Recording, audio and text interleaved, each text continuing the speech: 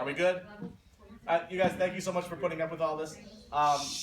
Again, this is a presentation for for one of my classes for college.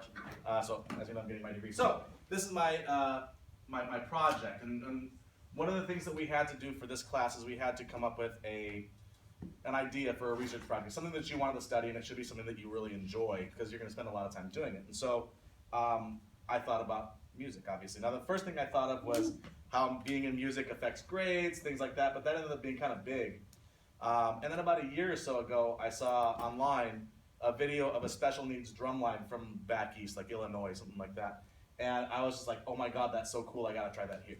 So before I even thought about this project, I was like, oh my God, I gotta try that at the school. So I approached the special ed teachers, and I said, well, is this something you guys would be interested in? I'd have to get a hold of some drums, things like that.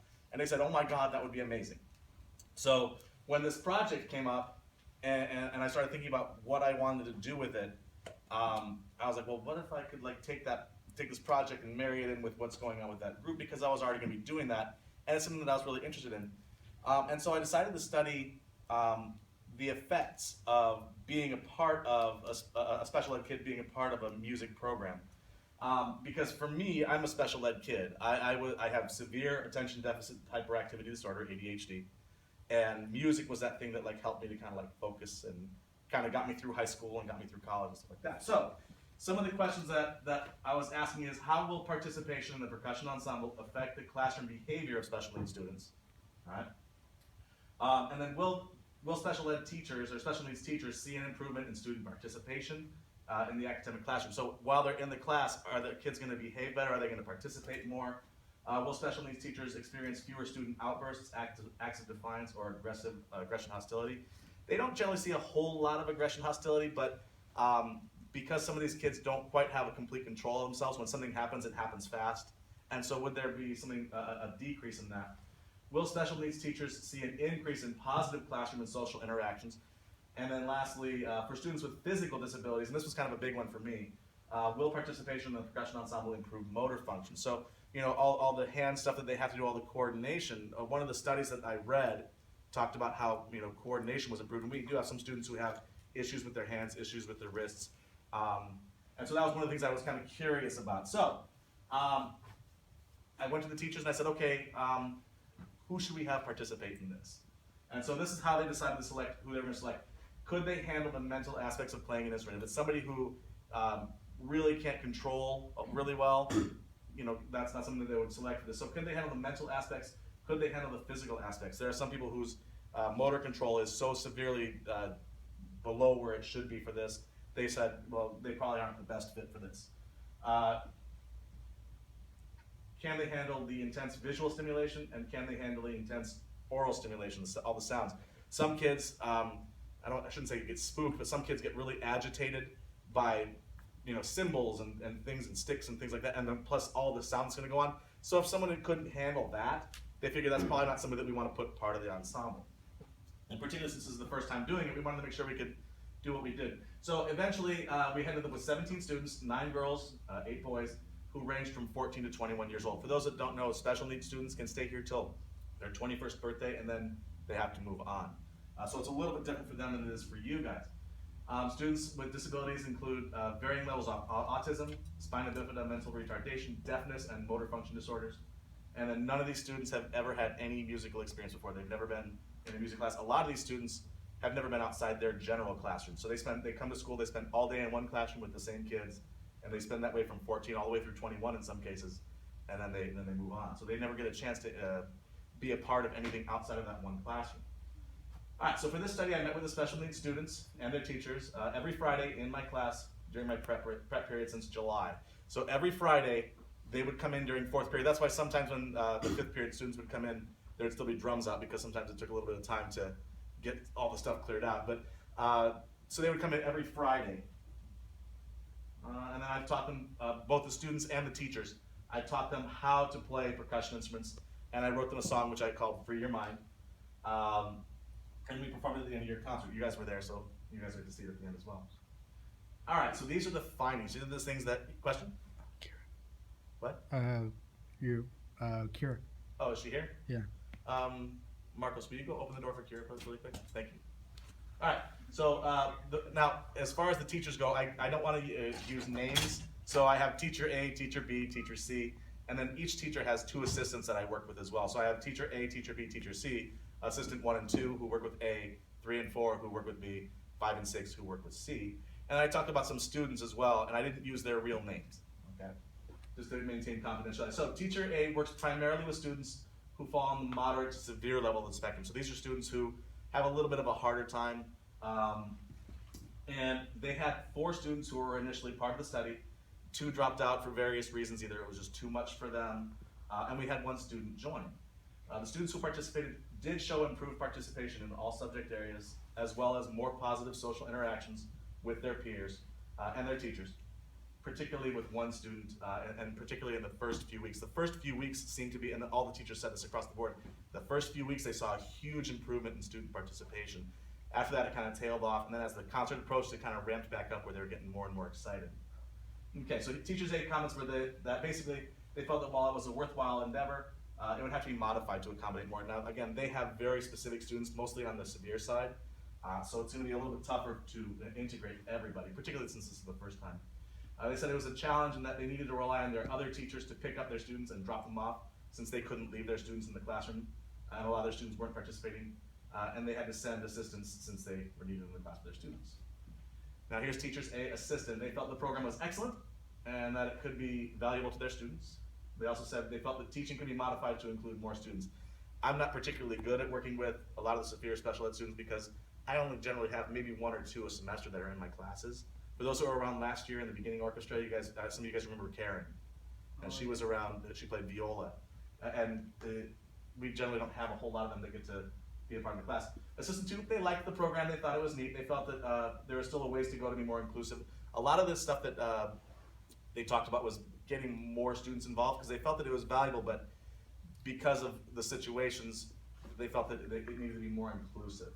Teacher B works with mostly mild to moderate students, so these are students who sometimes you'll see them in the general classrooms. Okay. 6 students were initially part of the study, 2 more joined. The students showed a lot of interest in playing the drums. Even those who didn't want to participate enjoyed learning and playing along. So there were some students who didn't come to the class and actually play the drums and play the instruments, but in the classroom itself, they would still pick up the sticks and they would still play along. It's not quite as raucous, and it's more of a comfortable environment because that's where they spend all their time. So they're more comfortable there. Oh, what's going on with my computer? What are you doing? No, don't do that. Yeah. I have it working. All right, I'm on slide 11. Hold on, let me restart this here. There you go. All right, play. Let me jump over to slide 11. Benito's Marcos doesn't know where it's at. Oh. You know where to go? Not here. She should be up front. Yeah, she's in the car though. She's not like coming. Okay, so just wait for her there. Sorry. So, Teacher B. Teacher B was very enthusiastic about this. They were really excited about it. Their son is actually a drummer, and so they felt that this was a really good thing. They've included playing drums as part of their everyday curriculum, so they do this every single day, and they use it as an incentive. So if kids are starting to act up, or if you don't do that, we're going to take your drumming time away. Oh, well, they got to behave. So they use that as an incentive to get students to do to keep moving. They gave an idea of combination special needs mainstream class, where the mainstream students are paired with special needs students, in a music class to foster social consciousness and understanding between students. So they were saying it'd be really cool if we could set a class where it would have like 15 or so mainstream students, regular students who are part of everyday classes, and 15 or so special needs students, so you guys could pair up and one person would kind of help each other so you guys could be in a sense of team, which I thought was a really neat idea. And the teacher B's assistants, they enjoyed learning to play percussion, and they think that it's a good way to foster better social interactions, again, a lot of that between students. And assistant 4, they were hoping for more from the program in terms of student achievement, but they were pleased overall. They noted that student improvements occurred in the first few weeks. Again, first few weeks was kind of a big thing. Teacher C, they work with mostly moderate to severe students, kind of like teacher A. They had 4 students who were initially part of the study, 2 more joined. Initial student reactions were mixed, but as the semester progressed, student interest and participation increased. So at first there were a lot who were like, I don't know about this. Teacher C was very excited about the prospect of students learning to play a percussion instrument. Oh, sorry, I have the wrong one. Their son is a percussionist, and they felt it would be a valuable learning opportunity for their students. They noticed an instant jump in student participation once they introduced drumming, even with students who are not participating in the performing ensemble. So teacher B and C had some similar things where even students who weren't involved in it, all of a sudden were kind of like, well, that's kind of neat. Let me see what I can do with that. All right. Now, their assistants, Assistant 5, enjoyed the opportunity to play and learn drums. They felt that it was a great opportunity for the students as well. Most have never had a chance to be in an outside class, and particularly in their little bubble. Like I said, a lot of them, they spend all their time just in that one class, so the opportunity to get out. And I would have some of my students from the drumline come and help them, so they got to work with mainstream students. They really enjoyed that. Assistant 6 would like to see more. They felt that there was a lot of great ways this program could be expanded and have an even bigger impact on special needs students. So again, a lot of them felt that if we could do more, it would be really, really good. Now, while all the students who participated were remarkable in their own ways, there were 3 students in particular that pretty much all the teachers mentioned in their classes that showed a lot of growth in kind of unexpected ways at times. So, one student from teacher A and 2 from teacher C stood out. So Maria is one of teacher A students. Again, this is a made-up name. And Maria showed, okay, her big change was that she didn't really participate in the class initially. She would just kind of sit and kind of stare off into space. And then because she became part of the percussion ensemble, she showed a huge improvement in her social interactions, not just with the other students, but with the teachers too. So those who were participating, hello. Sorry, I'm doing a quick presentation. Close the curtain, close the curtain. All right, in teacher C's class, they had Leia, and she was not initially selected to be part of it. She's deaf, she has limited hand motion, her motor skills have problems. But when her classmates started to practice her play, she would join in and showed so much interest that she was invited to participate in the ensemble, which I thought was really interesting because somebody who's deaf, who can't even necessarily hear what's going on, they can still feel that beat of the percussion. And I was really happy to have something like that part of the group. While her motor function did not improve as part of the group, the fact that she was able to play along through feel is pretty amazing. Marco is a student from teacher C. He has severe mental retardation. He was not considered to be part of the initial ensemble. In class, he did not participate and would generally kind of stare off into space, kind of like Maria in class A. However, when students started playing drums, he took interest, watched for a bit, and then walked over, picked up sticks, and started to play along. So, and then he would have his other students kind of show him what the rhythms are. So it was apparently really interesting to watch. I didn't watch that because that was taking place in their class. His teacher mentioned that it's the most he's seen him done in 3 years. So this is a student who's been here for a while, and most of the time, like I said, they just kind of sat and did nothing. So answering the main questions. The first question is, will special needs teachers see an improvement in student participation in the academic classroom setting? And all teachers, despite the level of student success and involvement in the ensemble, noted an increase in student participation. So even the students who weren't part of the group still seemed to participate more. Most of the games took place in the first 2 weeks, as I mentioned, with minimal changes over the following weeks, but again, as it got closer to the concert, that started to pick up again. Next question was, will special needs teachers experience fewer student outbursts, acts of defiance, and aggression? No teacher mentioned noticeable decrease. Sorry, no teacher or assistant mentioned a noticeable decrease in defiance, outbursts, or hostility. Again, they don't have a whole lot of them, but like I said, when they do, they happen kind of fast. However, as a deterrent, when students would start to act up, teachers would threaten to take away their stuff. All right, if you guys want to take off, go ahead. I'm going to finish this up really quick, and I'll see you guys tomorrow. All right, next question. Will special needs teachers see an increase in positive classroom and social interactions? And basically all teachers mentioned an increase in positive student interactions, both with their peers and with their with other teachers. And students worked well together and helped each other as a team to learn various parts of what they were playing. There were also more positive interactions with other special needs students from other classes. I guess sometimes there's a little bit of rivalry between certain classes, and so they saw more interaction and positive interaction between the 2 classes. And then for students with physical disabilities, will participation in the percussion ensemble improve motor function in any way? And what's surprising is there were really no noticeable, hold on, no cross the front.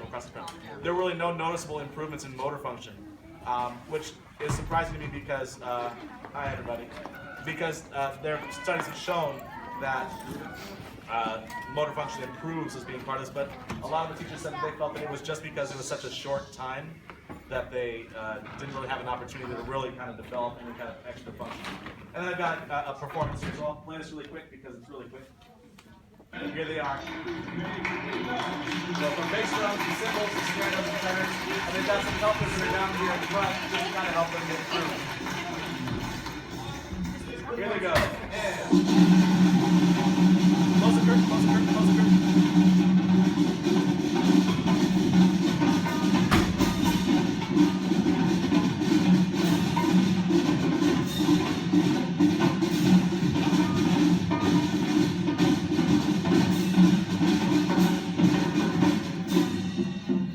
They ended mostly together. Yeah, a huge round of applause. They were one of the things that I got a lot of compliments on. For those of you guys that are left, are there any questions about this whole study? Anything? All right, you guys, thank you so much for your time. This whole study, like, it was like over the lapse of, like, how many? Well, I started it in July, and essentially the study finished in December at the concert. But I'm still doing the stuff with them. We're still going to play at the end of your Oh, concert. that's cool. Yeah. This is for a study that I did for a class that I'm yeah. taking right now. Get off of that. That is an All right. Any other questions? Then why are you doing that? That's the goal. The goal is so that I can take this and I can show counselors, I can show administrators. Look at how great this is for these kids. We need to give them more opportunities to be a part of stuff like this.